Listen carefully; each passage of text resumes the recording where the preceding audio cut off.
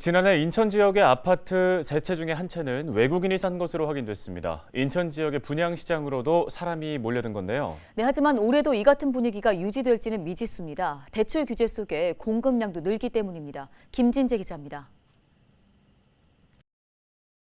한국부동산원이 발표한 지난해 1년 동안의 인천 아파트 매매 가격 변동률은 약 23%.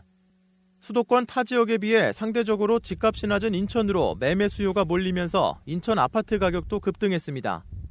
지난해 1월부터 11월까지의 인천 지역 아파트 매매 거래는 약 4만 5천 건.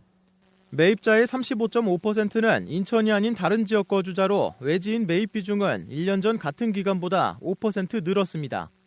특히 서울에 주소를 둔 매입자의 비중도 지난 2020년 8.4%에서 지난해 12.7%로 높아졌습니다.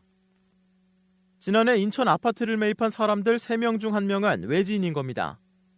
집값 상승 속에 분양시장으로도 사람들이 몰렸습니다.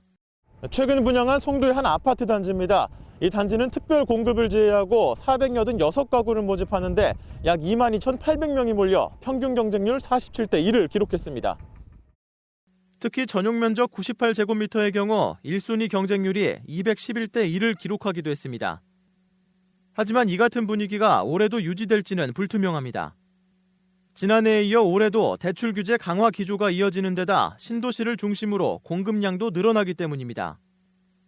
당장 이달부터는 총 대출액이 2억 원 이상일 경우, 오는 7월부터는 총 대출액이 1억 원 이상일 경우 총 부채 원리금 상환 비율인 DSR이 연소득의 40%로 제한됩니다. 빚 갚는 데 쓰는 돈이 연소득의 40%를 넘으면 안 되는 겁니다.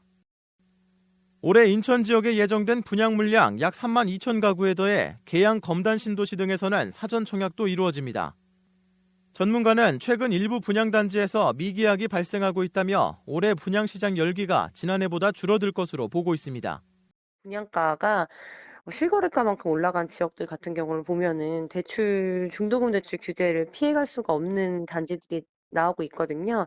이게 전매도 어려운 상황이고 오롯이 이제 현금으로만 자금을 조달해야 하는 지역 같은 경우에는 이제 분양이 좀 어려움이 있겠다. 청약시장에서 한계성으로 좀 하방 압력이 좀 작용하겠다라고 좀. 다만 전문가는 신도시 분양과 사전 청약 등 상대적으로 분양가가 낮은 지역은 인기를 유지할 것으로 전망했습니다. 헬로티비 뉴스 김진재입니다.